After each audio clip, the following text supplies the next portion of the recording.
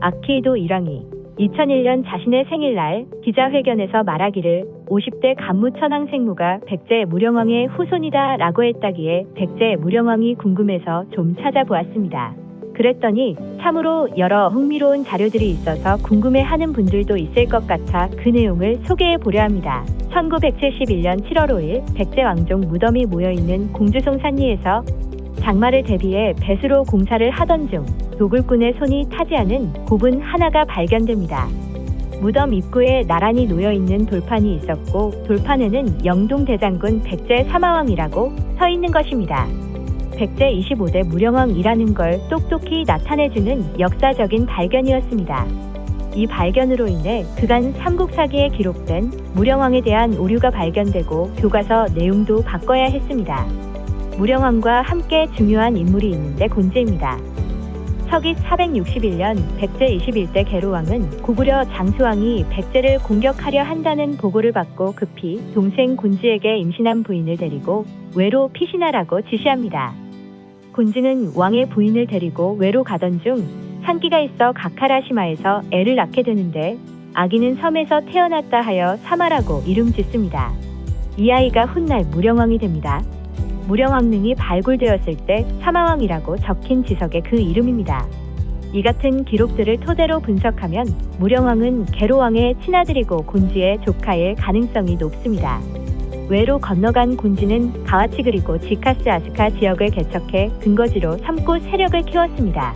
정치적, 경제적 기반을 다진 곤지는 훗날 동성왕이나 무령왕이 왕위에 오르는데 힘이 되었을 것으로 짐작됩니다. 그런 힘을 일구어낸 곤지에 대한 일본인들의 주장도 보겠습니다. 오사카에는 일본 최대 규모인 닌토쿠 천황과 오진 천황릉이 있는데 오진 천황이 아버지이고 닌토쿠 천황이 아들입니다. 오진왕은 5세기 후반 외 왕실을 반석 위에 올려놓은 백제계라는 주장을 내놓았는데 오진왕을 4세기 말에서 5세기 초 한반도에서 건너온 일본 정복자로 보는 것이 합리적이다라고 도쿄대 사학과 이노우에 미스시타 교수가 밝혔고 고대 사학자 이시타와리 신이치로도 15대 천황 오진왕은 백제의 곤지였다고 단정했습니다. 그러면 곤지의 넷째 아들은 16대 닌토쿠 천황이 됩니다. 백제인이 천황이라는 또 다른 더 근거 있는 주장도 있습니다. 무령왕 무덤에서 발견된 유물이 그것입니다. 일본 26대 게이타이 천황 때 무령왕이 보낸 인물화 상경 구리거울입니다. 현재 일본 와카야마현의 스다하치만 신사에 있는데 거울 뒷면에 새겨놓은 글귀가 충격적입니다. 내용은 이렇습니다. 서기 503년 8월 10일 내 동생 게이타이 왕의 장수를 위하여 구리 200칸으로 거울을 만들었다라고. 그러면 게이타이 천황은 누구인가? 게이타이 천황이 동성왕의 아들이다, 곤지의 아들이다 등 게이타이 천황이 누구인지에 대한 견해는 다양한 학설이 제기되고 있어 섣불리 단정하기는 어렵다고 합니다. 그러나 누가 게이타이 왕이든 무령왕의 동생은 백제인으로 천황이었던 것입니다. 그러면 아키히도 일본 천황이 언급했던 간무천황과 무령왕과의 연결고리는 어떻게 되는지 살펴보겠습니다. 무령왕의 아들 순사 태자의 후손 중 화을케라는 인물이 일본 조정에서 기록을 담당하는 중신으로 있었는데 그의 딸이 고닌 천황과 결혼해서 낳은 사람이 간무천황입니다. 이것을 일본 천황이 인정한 것입니다만 또 다른 기록에는 간무천황이 왕자에게 편찬하라고 한 신찬성시록에 백제왕이 천황이라는 말이 나옵니다. 같은 시기에 적힌 일본서기도 비다스 천황이 즉위하여 백제궁을 지었다고 쓰여 있습니다. 비다스 천황이 백제 왕족이니 당연히 백제궁을 지었을 것입니다. 그러고 보면 많은 고대 천황들이 백제와 연결된 것으로 보입니다. 일본 나라현 아스카촌에 아스카사 절이 있습니다. 일본 최초의 절인데 이 절을 지은 사람이 백제인 소가노우 마코입니다. 소가노우 마코를 비롯해 소가시는 야마토에서 100년 동안 권력을 쥐었던 백제 가문이었습니다. 소가시가 천황에 올린 사람이 3명이나 될 정도입니다. 스이코 천황 때 전래에 불사를 세울 때 기록에 보면 스이코 천황을 중심으로 수많은 사람들이 깃발을 들고 북을 치며 모두 백제 의상을 입고 행렬을 지어 따랐다라고 했습니다. 확실히 스이코 천황은 백제인으로 믿어도 되겠습니다. 일본 최초 이절 아스카사는 나라현 아스카촌에 가면 볼 수 있습니다. 그러면 백제인들이 어떻게 일본에 뿌리를 내렸는지 그 배경도 한번 살펴보겠습니다. 서기 660년 백제가 멸망하던 날 의자왕은 해자와 함께 사비성을 빠져나와 공산성으로 피신합니다. 그런데 공산성의 장수 예식진이 의자왕을 오히려 잡아 훗날 신라 문무왕인 적의 장수에게 넘기고 의자왕은 당나라 소정방에게 넘겨집니다. 그리고 의자왕이 당나라로 끌려가기 전 나당연합군 승리 축하연에서 의자왕은 소정방 앞에 무릎 꿇고 수를 따르는 치욕을 겪습니다. 이 광경을 목격한 백제 대신들은 울분을 토하고 이 소식이 외에 알려집니다. 일본 서기에는 이 일로 인해 커다란 소동이 일어났다고 생생히 기록되어 있습니다. 온 나라 백성이 병장기를 들고 거리를 오가며 소리 질렀다라고. 그 소동은 한반도에서 건너온 백제인들이었으며 그들은 서기 663년 아스카에 머물고 있었던 백제 왕자 풍을 새로운 백제왕으로 옹립하고 백제를 되찾기 위해 총력전을 기울입니다.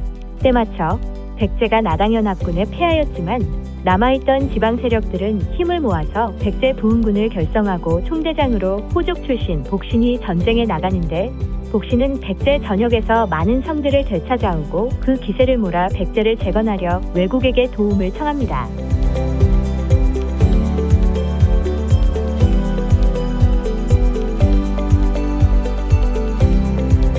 그 당시 외국 37대 천황은 백제 의자왕의 누이 사이메이 덴노 천황이 집권하고 있어서 사이메이는 원군의 요청을 듣고 바로 준비하도록 명했습니다. 일본 서기에 의하면 불과 2년 만에 1000척의 배를 만들고 27,000의 원군을 지원했다라고 기록돼 있습니다. 백제가 영원히 망하게 되기라도 한다면 당나라가 외국까지 넘볼 수도 있다고 생각해 이런 대규모 전투력을 지원한 이유도 있었습니다만 외국이 동맹국 차원에서 원군을 보낸 이유보다는 백제인으로 내 나라, 내 조국을 되찾겠다는 출병으로 보는 것이 더 설득력 있습니다. 결론은 실패로 돌아갔지만 외국 내에서 그만큼 백제의 세력이 막강했었기 때문에 가능한 일이었습니다. 백제가 완전히 멸망되자 살아남은 왕족, 호족뿐만 아니라 3분의 1이나 되는 백성들은 외국으로 피신합니다. 한반도서 외국으로 밀려든 유민들에게 사이메이 이어 38대 천황의 오른 덴지왕은 그들을 박대하지 않았고 백제 왕족과 호족들에게는 집과 식량을 주며 후대하였다 합니다. 덴지 천황이 죽고 이복 동생 덴무왕이 집권하면서 자신의 형이 백제인에게 베풀었던 호의에 대해 불만을 갖고 있던 토착 호족들을 이용 강력한 중앙 집권 체제를 세우는 데 성공합니다. 이때 천황이란 칭호와 일본이라는 국호를 최초로 만든 것입니다. 덴무왕은 아들 도네리친에게 일본 역사를 기록하였기기와 일본 서기를 만들도록 명하면서 덴무왕은 자신의 위상을 더 높이기 위해 이미 망해버린 백제는 초라하게, 야마토는 대국으로 표현하게 했다고 합니다. 백제가 그만큼 오랫동안 외국에 깊이 뿌리내려 그들도 혼란했던 것입니다. 덴무 천황이 국호를 일본으로 바꾼 이유도 최근에 밝혀졌습니다. 의자왕을 팔아넘긴 공산성의 장수 예식진의 형, 예군도 당나라에 귀의하고 거기서 살다가 서기 678년에 죽었는데 최근 그의 묘비 탁본에서 새로운 사실이 발견되었습니다. 묘비에는 다음과 같이 써 있습니다. 서기 660년에 당나라가 일본을 멸하니 살아남은 이들이 부상으로 갔다 하는 대목입니다. 문장이 이상하지 않습니까? 서기 660년은 백제가 패망한 해이고 당나라는 역사상 일본을 단 한 번도 친 적이 없습니다. 당나라가 일본을 멸한 게 아니고 백제를 망하게 했으니 올바르게 해석하자면 여기서 일본이라는 명칭은 백제를 의미하는 것입니다. 삼국사기에도 서기 670년 외국이 국호를 일본으로 했다는 기록이 있습니다. 위에서 언급했던 덴무 천황 때와 일치합니다. 그러니까 당시 외국은 국호를 일본으로 서기 670년에 바꾼 것이니 백제는 이미 10년 전에 백제의 별칭으로 일본을 사용했다는 말이 됩니다. 일본이란 단어는 국호를 뜻하는 것이 아니고 백제의 땅을 뜻하는 별칭이라고 보는 게 맞습니다. 일본 고대 사학계 권위자인 도노 하루유키 교수도 같은 주장을 했습니다. 그동안 발견된 고대 유물이나 기록들을 토대로 역사가들이 내놓는 근거 있는 주장에 일본 국민들이 난리법석 떠는 것도 그들 입장에선 어느 정도 이해는 갑니다. 하지만 자기들이 써놓은 일본서기에도 해가 떠오르는 곳에 가깝기 때문에 일본이라 이름을 지었다라는 문장도 있습니다. 일본이란 국호를 쓰기 전에는 일본은 외국이었습니다. 외국에서 해가 뜨는 곳이면 한반도가 맞는 것이지요. 해가 뜨는 곳을 외국에서 보면 외국 자신이 해가 뜨는 곳이 될 수는 없는 것입니다. 결론은 일본이란 뜻은 백제가 쓰던 별칭입니다. 그러면 외국이 국호를 일본으로 쓰게 된 배경은 무엇인가 생각해 볼 수 있는데, 백제가 멸망한 10년 뒤 백제에서 외국으로 이주해온 구백제인들이 주축이 되어 국호를 백제를 뜻하는 일본으로 바꾼 게 설득력이 있습니다. 백제는 망했지만 그들 마음속의 백제는 그리움이었을 수도 있습니다. 그리고 그렇게 할 수 있었던 것은 외국의 실권자가 백제인이었고 그들이 영향력을 행사할 수 있는 상위 계급이었기에 가능했던 것입니다. 그 연장선에는 백제 혈통인 천황이 있던 것으로 짐작됩니다. 그래서 백제인들이 외국에서 어떤 위상이었을까 보았더니, 광개토왕의 아들 고구려 20대 장수왕이 서기 475년 스스로 군사를 거느리고 백제를 침략, 한성, 지금의 남한산성을 함락하게 되자 백제 21대 계로왕은 중신 목만치에게 태자를 데리고 피신하라고 명합니다.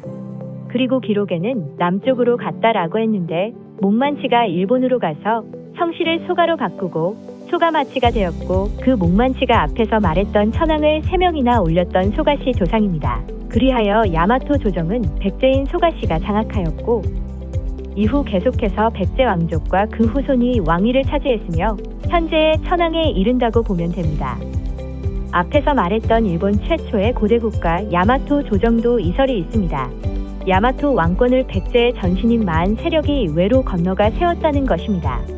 그 근거로 제시한 것은 이두인데, 마라가라를 이두로 풀면 이때 미만하는 만을 뜻하기 때문입니다. 만 외에는 딱 떨어지는 말이 없다고 합니다. 마한은 고대 한민족의 54개 부족국가 연맹체로, 마한은 사만의 기간으로서 가장 넓은 지역에 걸쳐 있었습니다. 나중에 부여 등 북방계 유이민을 중심으로 형성된 백제가 만 세력을 통일한 것입니다. 이렇듯 여기저기서 일본이 백제인 듯한 자료 혹은 주장할 만한 근거가 꽤 나옵니다. 그래서 일본인들이 일본 서기를 난이하게 반어법, 도어법으로 기록했을 것입니다. 직관적으로 기록하지 않고 언어 장난을 한 것입니다. 일본의 입장에서 볼 때 그 역사가 너무 부담스러워 철저히 숨기고 고의적으로 은폐하고 왜곡해야 했을 것입니다. 실제로 100여 년 전 일본 명치 시절, 일본 군부와 당시 학자들이 앞장서서 교묘히 아주 많은 역사를 조작을 해놓은 것을 우리는 잘 알고 있습니다. 그렇다고 해서 역사가 바뀌지는 않습니다. 일본인들이 지갑 속에 갖고 있는 일본 고액권 지폐에 등장하는 쇼토쿠 태자도 한반도 피가 섞여 있습니다. 표에서 보듯이 쇼토쿠 태자의 친가, 외가 양쪽 할머니가 소가씨, 혈연 관계인 것입니다. 그래서 한반도 도레인의 후예라고 말합니다. 그의 업적은 대단합니다. 지폐에 등장할 만합니다. 그의 나이 19살의 조정에 각종 정부를 모두 위임받았다 하니 실력 한번 대단합니다. 스승이 누군가 했더니 그 유명한 고구려승, 해자와 백제승, 해총입니다. 쇼토쿠 태자는 불교 이외의 학문도 통달하였고 나중에 사제를 들여 서기 594년에 법흥사를 지었습니다. 그러나 처음 불교의 도입은 외나라에 만만치 않은 일이었다고 기록합니다. 고대 국가에서 중앙 집권 체제를 만들기 위해서는 왕권을 강화해야 하는데, 그러자면 모든 호족을 아래에 두고 관리해야 할 영토도 넓어져서 토지 제도나 조세 제도의 정비는 불가피합니다. 이 새로운 제도에 만족할 수 없을 호족들을 흡수하려면 불교가 딱이었던 것입니다. 그러나 불교가 호족들의 권력 행사에 심각한 위협이 되는 것을 우려해 순수히 불교를 받아들이지 않았고, 피바람부는 싸움이 30여 년 지속되었습니다. 조정에서는 모노노베와 소가시의 양대 세력이 권력 힘겨루기가 있었지만 서기 592년 수신 천황이 시해되면서 마침내 불교를 옹호한 백제계 소가시가 조정을 장악합니다. 그리고 자기 집안의 황녀를 천황으로 세웁니다. 이 황녀가 33대 일본 최초 여성 스이코 천황입니다. 이때부터 일본이 자랑하는 스이코 천황을 중심으로 한 아스카 시대가 열립니다. 7세기 전반 당시의 정치 중심이 나라 분지 남쪽 아스카 지방이어서 이 명칭이 붙었습니다. 스이코 왕은 한반도의 제도와 많은 문물을 전해받아 혁신하고 아스카 문화로 개화시켰습니다. 그리고 스이코 왕의 조카인 쇼토쿠 태자가 정무 전반을 위임받아 일본 최초의 선문법, 헌법 17조 관이 12체계를 통해 국가제도를 정비한 것으로 유명합니다. 백제혈통인 스이코 천황과 쇼토쿠 태자 두 인물은 오늘날 현대 일본인에게 많은 존경을 받고 있습니다. 백제의 흔적은 숨기고 있어서 그렇지 일본에 차고 넘쳐납니다. 일본이 현재까지 자랑하는 일본 정원은 자국 내뿐만 아니라 세계 여러 나라의 재팬니스 가든이라 하여 일본 문화를 소개하고 있습니다. 그런데 이것도 알고 보면 서기 612년 노자궁이란 사람이 일본에 전해준 것으로 일본 서기에도 기록돼 있습니다. 백제 무왕 때 부여의 인공연못 궁남지가 최초의 정원인 것입니다. 백제의 조경 기술이 일본에 건너간 것을 두고 역사를 바로 보려 안 하기 때문에 이것도 아니라고 부정하는 것입니다. 언어도 그렇습니다. 한국어와 일본어는 문법 구조나 어순이 같은데 일본어 혈통은 세계의 언어학자들도 많은 연구에도 불구하고 명확한 결론을 내리지 못하고 있습니다.